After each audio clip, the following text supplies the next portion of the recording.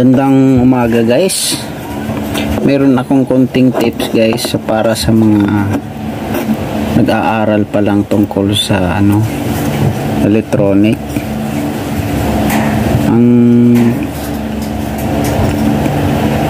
turo ko ngayon guys ay itong relay. Ano siya? Ang itim na. Pero sa switching yung nangitim guys. Tapos ang relay to ay nasa 10 amperes to 50 BEC, 10 amperes 28 BDC, DC 12 volts. Ang supply niya guys ay 12 volts. Ito siya, dito yun. Susuplayan natin to kung ito ay buo pa ba. Mamaya hindi na to buo, sunog na tong winding nya, baka sira na yan, hindi na to magputi ng relay nya. So ano bang dapat natin gawin guys para ma-check natin to kung buo pa ba o hindi. Sa mga nag-aaral lang guys,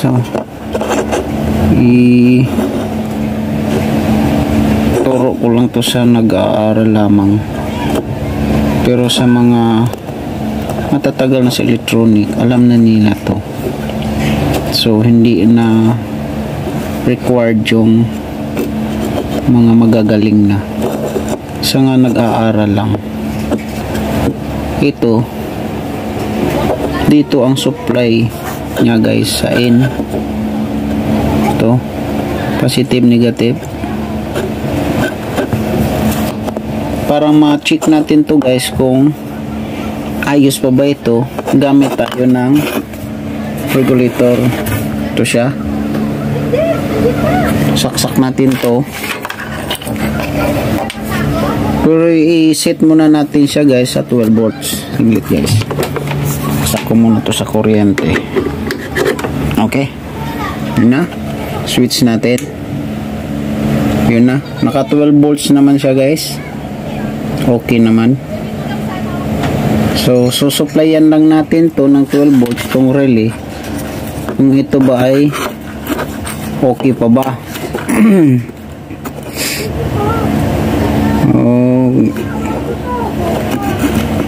Ang ano natin guys, ito ang isusupply natin sa kanya, 12 volts. Ang ano natin ito, ipitin lang natin yan, kaliwa, kanan.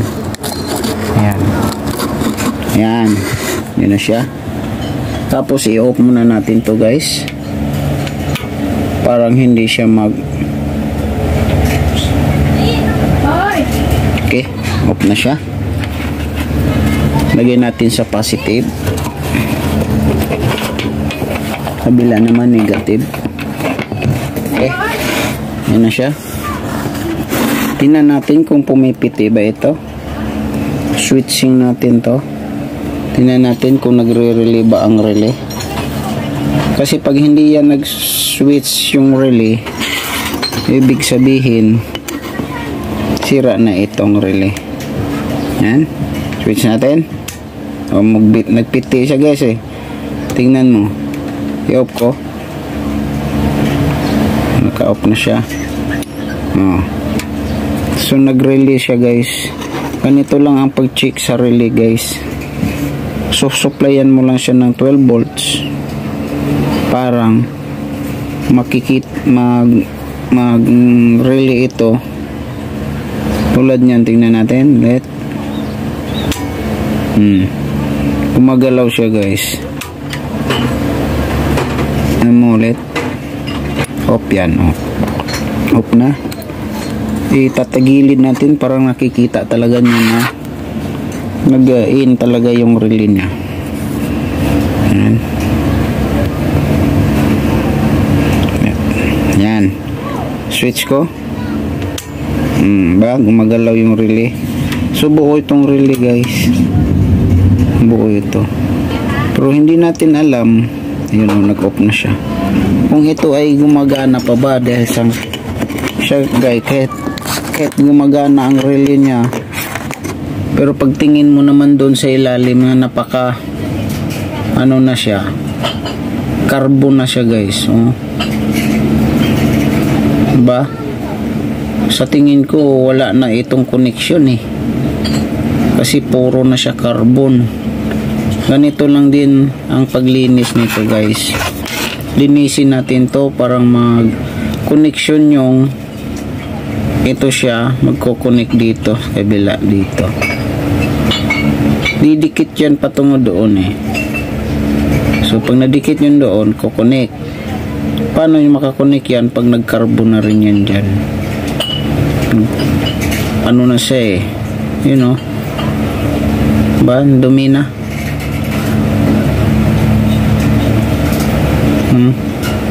Hindi na to nagbibigay ng tamang resistance niya, kasi nga nagka-carbon na siya.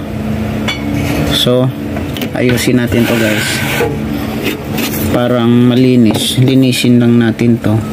Wala tayong W40. Ang gagawin lang natin ay dito lang, dyan sa may switching nya, yung pag dumikit patungo dito sa kabila, yun lang anuhin natin, check natin.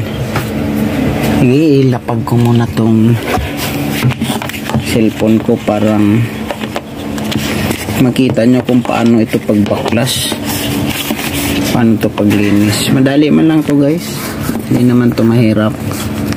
Pero sa mga baguhan lang, hindi, akala nila pag nasira to,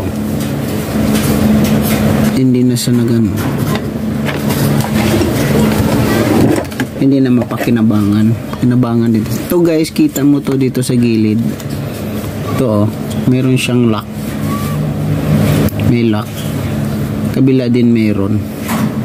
Angatin lang tong lock. Ayan, angat na. Pati sa kabila guys. Ayan. Maangat na siya. Ito. Angatin natin ng maayos, parang yan. Tapos hihilain na siya guys. Yun. Yan, makikita mo na yun siya. Kalawang na talaga.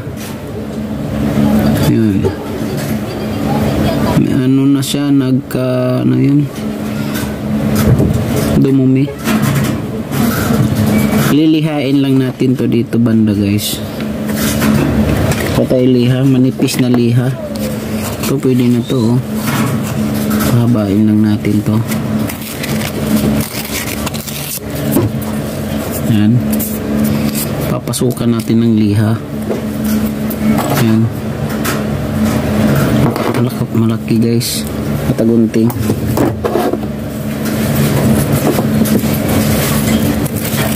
Yan.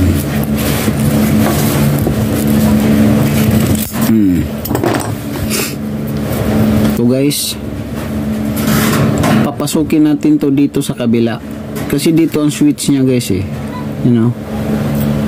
Wag dito kasi wala naman yung ano yan, ang hindi naman importante yan. Switch off yan nandito, pero dito switch in to eh. Ito ang connection ng ano guys, connection ng terminal, yung terminal speaker nya. Ayun. Ayun na guys oh. Pumasok na siya guys oh. Pag napasok na yan, gaganon-ganonin na lang natin. Tusok-tusokin na lang. Parang ibag-id na lang yung ano niya. Parang so natanggal. Balik natin. Yan. Parang mahasa yung nagkakarbon sa kanya. Ayan na. Okay na oh. Mahasa yung kabila, mahasa din yung kabila. Kabilaan mahahasa sa kanya. Kasi nga nano natin yung ano eh, yun oh, kabilaan yung ano na. So ito na naman kabila guys. Ito na naman. Hahasain na naman na ito. Ayun, pumasok na siya. Maganda, pumasok din doon sa kabila eh. Yun oh. Yun, pumasok na kabilaan. Ganun-ganunin na lang natin. matanggal. Ayan. Manipis na liha guys, huwag yung malalaki. Ayun. Ayan na siya guys. Kinis na oh. Kinis ng ilalim niya. So pag nag-switch to, matik to, meron talaga tong connection. Kasi nga nalihan na natin eh.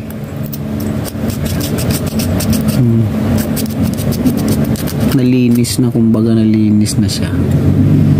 Yan ang linis sa kanya guys. Kailangan lang na ano,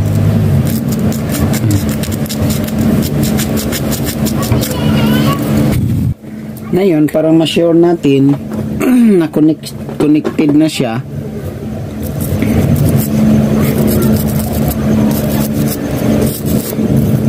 kuha tayo ng testerin natin. Hindi naman to guys kahit konting ganun lang oh. Konting tusok mo lang pa ganun, pa tayo na tester. Ito na siya, tester.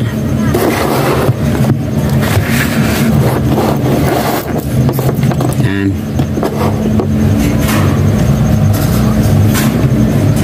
Check natin sa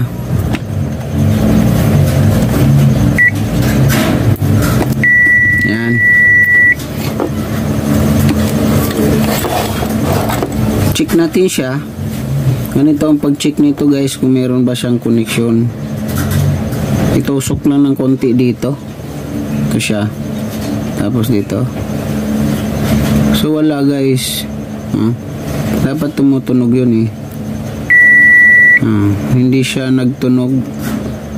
Meron siyang resistance. Yun, dapat tutunog yung ganun. Yan, dapat ang tunog niya. Kailangan diin na diin. Guys, kiskisin ko muna itong nandito eh, kasi may carbon eh. Yan. Na parang nagka-carbon siya nang dahil sa init siguro. Init ng speaker. Ganun. Try natin muli. Check natin. Ito banda. Yan. Check. Kunting tusok lang. Meron na guys. Hindi na tulad kanina na naghahina yung niya. Yun. Okay guys. Ganito ang pag-check nito guys kung ito ay buo. Kabila din. Check mo rin yung sa kabila. Kunting lang kunting tusok lang nito guys, mag-switch lang siya. So meron na siya. Buo yung niya. Buo na. Okay. So supplyan natin siya guys. Supplyan natin siya kung ito ay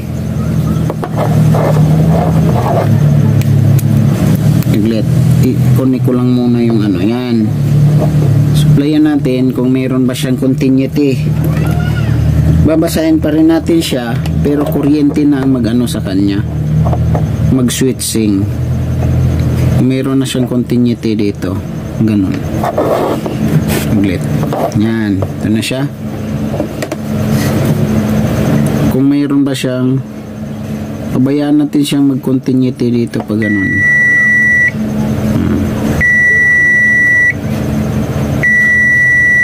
Dapat ganun tunog niya. Pero kailangan ang mag-switch sa kanya, ito na. Si-switch ko guys yung niya. Tingnan natin kung magpitiba yung relay. Yan. Switch natin.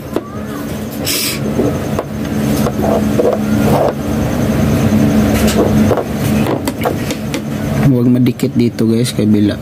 Ayan, okay naman. Okay na siya. Parang hirap yung natin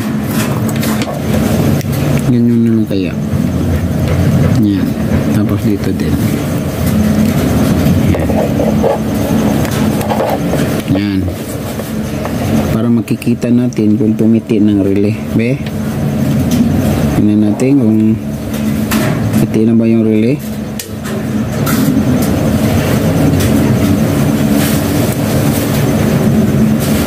Ay, aglit guys, natanggal yung kabila. Yan. Lagyan na natin para hindi gagalaw-galaw. Yan. Yan guys, check. Switch ko ulit. Oh, nag-relay siya guys. Check natin siya kung tama ba yung continuity niya. Yun. Dito lang eh. Meron guys.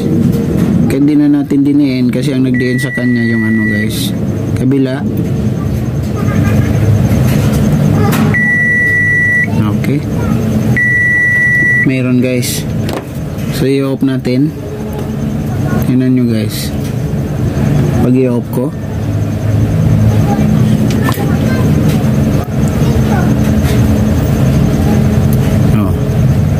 nag-off na siya guys. So itong relay na to ay buo. Tsaka linis na. Ganyan lang sa paglinis guys. Pasukan lang siya ng ano doon, ng liha, ganito. Yun. Kahit dito lang, wag na yun dito. Dito lang sa loob. Kasi ito ang nadiin siya patungo dito eh. Ito connection niya pangalawa, number 5 at saka number 8. 5 and 8 yung ano niya. Yung merong connection. Ito. Saka ito. Yun lang. Balik na natin guys. Buo na siya guys. Okay naman siya.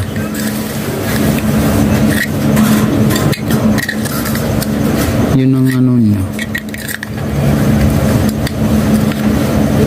Yan. Di na natin linisin sa kabila dahil okay naman yun. Wala namang connection yun doon. Ang connection niya yung ano lang. Okay na. Pasok na natin. Tudiin lang. Pati sa kabila. Okay. Lock na siya. Nakalock na siya. So, ito na yung ano niya. Buna. Yun lang turo ko guys sa relay.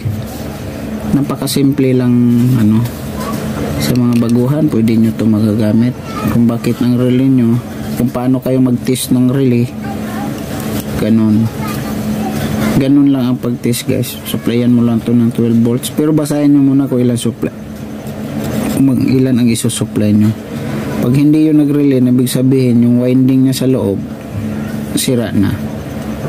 Pwede naman yung ayusin din yung winding guys eh. Kung masipag kayo mag-ayos. Andyan man lang yun sa'yo. Baklasin mo yung winding niya. O bibili ka ng panibago. Mura man lang din to. Pero ito kasi guys, original. Sa Sakura to guys eh. Yun o, 10 amperes yung ano niya.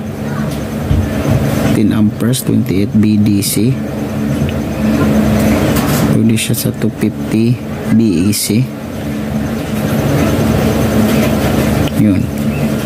12 volts lang supply niya. Yun guys. Yun lang tutorial ko guys. Sa ano guys.